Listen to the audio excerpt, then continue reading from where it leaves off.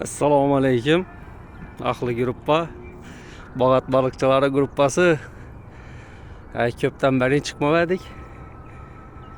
Yine sezonumuzdan başlandı. Xuda xalasa. Ribakaya çıkıp başladık. Gelgenimize bir yarım saat gibi oldu. Yine birini aldım ağzı Xuda xalasa. Acayip bunda. Yine. Bilinmeyen çekil çıkışını. Acayip lekin acayip.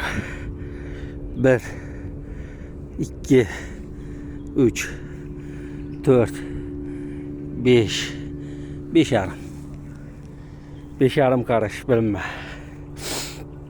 Acayip iş kalaf. 3 karmak atıp koyduğumuz o çetkiye buradan.